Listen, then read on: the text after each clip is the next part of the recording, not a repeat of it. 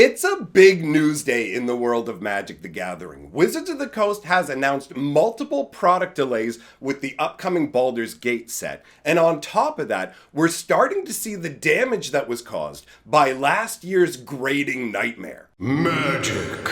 I am a wizard! History. I'm an old wizard! The magic historian. My bones hurt. Greetings!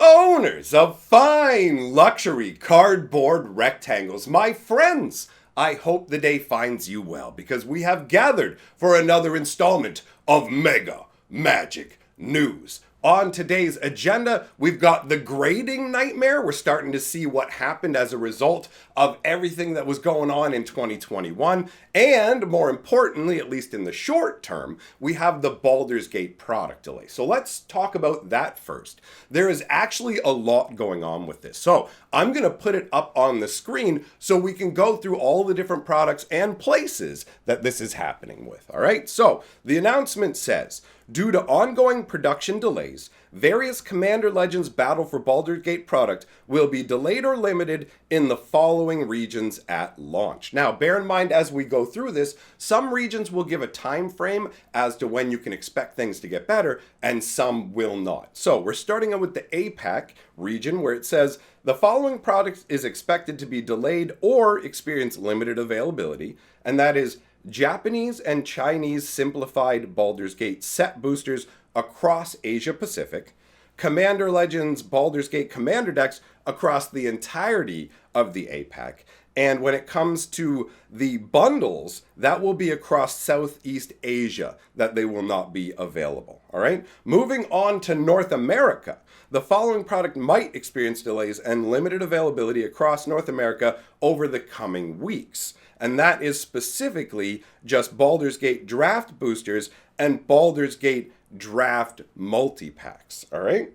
Then we move on to the LATAM area, and that one says specifically that you're looking at delays or limited availability for approximately a week. I believe this is the most specific of all of their statements. So you have Brazil, where the Portuguese set boosters are not going to be available right away, and the English and Portuguese commander decks will also not be available. In Mexico, it's going to be an issue with the English set booster boxes. In Chile, it's going to be English and Spanish language Baldur's Gate commander decks.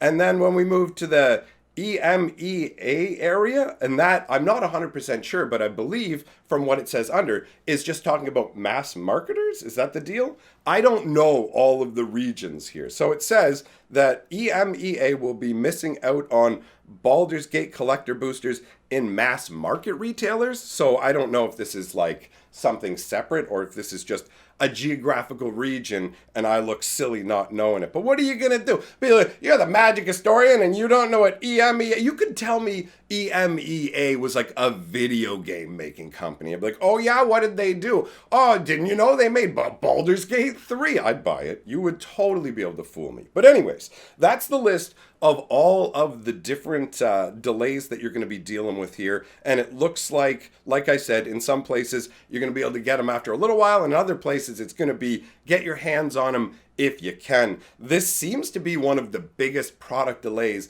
that I've ever seen in terms of scope, right? A lot of times when you hear about these product delays, it tends to only be one little area. This is pretty widespread.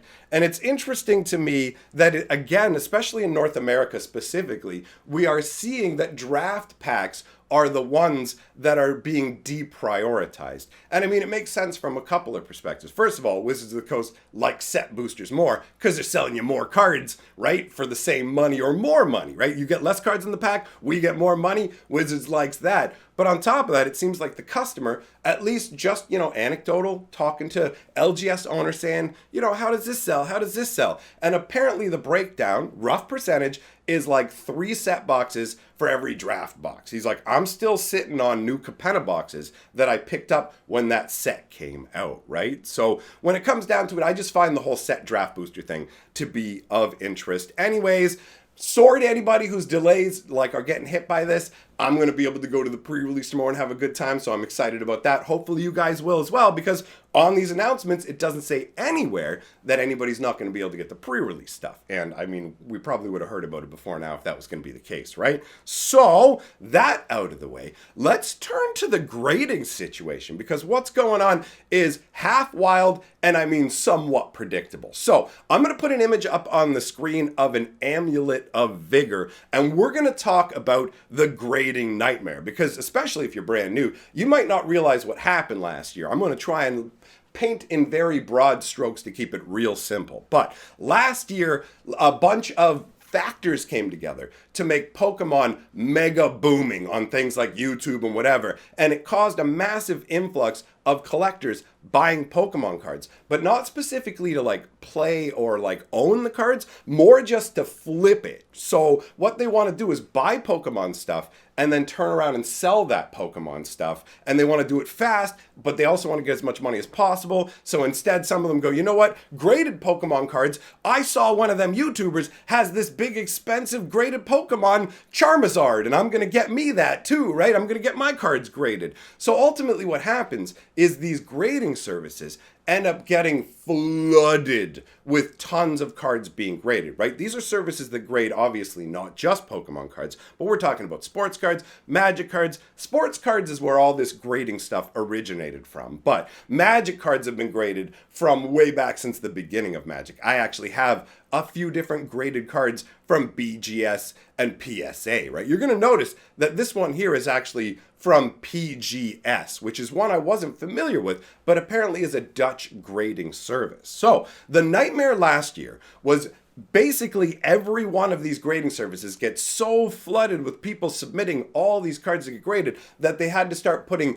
limits on the amount of cards that they could accept. At the same time, they have to go into a hiring frenzy and bring in new people, right? But these people have to be able to authenticate Magic cards. And there is a difficulty in this situation. Like, if you take a look at what's going on right now on the screen, you will see that at the top it says that this amulet is from World Wake. But you'll notice down on the bottom that it's got the little Planeswalker symbol. And what you're actually looking at is not an Amulet of Vigor from World Wake. This is an Amulet of Vigor that was from, this is like a list/mystery booster card. So this is a reprint that is not from World Wake. So it was printed well over a decade later. And yet the authenticators, the people who are supposed to be the ones who know they know their stuff. Not only are they supposed to say these are the grades on it, like if you take a look at the top of the card, it'll say things like surface, corners, and it has these numeric grades to get that overall 9 grade there, right? And that's how all the grading services work. They have a few different stats that they take a look at and then give the card an overall grade. So that's one of the two things really they're supposed to do. Grade the quality of the card and authenticate the card. Make sure it is a genuine card and also the stated card. So what most likely happened here, and we can't say for sure, but what most likely happened here is the person who submitted this card didn't know that it was from World Wake, right? Because as far as I understand how the grading services work is you submit your card with a registration form. And on that registration form, you give all the specifics. What edition is this card? All these things. Like what set was it printed in? What game is it for? All these sort of things. And then the graders, their job is to authenticate that it's a real card and it matches the stats that you've given, right? And if there's a discrepancy, then the accurate information needs to replace the inaccurate information. So the person who submitted this thinking it was from World Wake is way more understandable than the professional grader who at the other end of things went, yup, that's a World Wake. It's like, dude, this isn't even something like really subtle where you have to know, oh, did you know that Revised is actually missing the beveled edges on the inner edges of the artwork? Like, we're not talking about some subtle difference. It's literally like stamped down there in the corner, which I guess some people might go, well, you know, man, that is a little symbol down there. It's like, okay, but it's overt. It's right there on the card. And their job is to scrutinize every inch of the card. Like, you literally, when you grade it, you grade the surface of the card. That means you have to look at every single aspect of it in the light to look for any kinds of dings or nicks or anything like that, right? So there's no way you can argue, well, they just couldn't see it. And there's no argument you can use that says, well, you got to give them a pass on. Like, this is literally the authentication service. This is their reputation on the line. And this is what happens.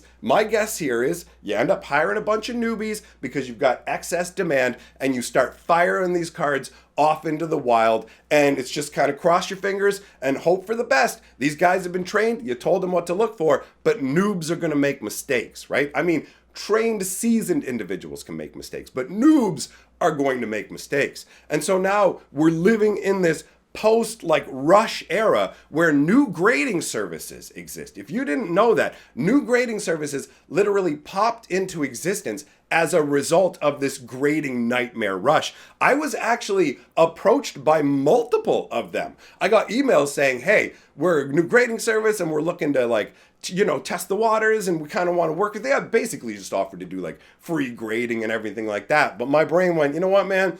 I have no idea what level of authenticators these people have at their organizations. And if I send some stuff in and get it back and it looks good, and then I go, you know what? These guys' grading service is good. And then it turns out it's not good. Like, that reputational level of, I don't know, when it comes to the grading services, reputation is everything. It has to be like a name you can trust, because there's already a tenuous nature to a degree to this stuff in the first place, right? Like, how much additional value is actually added in by grading? It's so subjective. But at the end of the day, that subjectiveness aside, the grading services have a genuine responsibility to ensure that stuff like this doesn't occur. I mean, I heard, what was it? Somebody said that recently, I think they did that with a Wayne Gretzky card, where it was they said it was like a rookie card, like an original, when it was a reprint or something like that. Like, this is a big deal to everybody involved. The person who sent it in got hosed.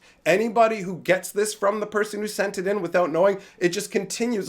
Basically, the grader is supposed to be the point of knowledge in between. So you have the person who owns the card who maybe isn't as knowledgeable. The grader in the middle is supposed to be able to determine the exact addition, quality, everything about these cards, right? And if they can't do it because it's too complex for a particular game, you don't put your new graders on that. You have experts or whatever. But let's be very real. At the end of the day, companies want to make money, right? So they're going to push through as much as they reasonably think they can. They're never going to have 100% accuracy rate. And they also probably know that a bunch of people are just going to take the case as is, right? Like, I have a bunch of slabbed cards, and if one of, well, I shouldn't say a bunch, I have 4 or 5, but if they had been tampered with ahead of time or resealed, I have no idea how to tell that, right? Like, these cases are an entirely different beast.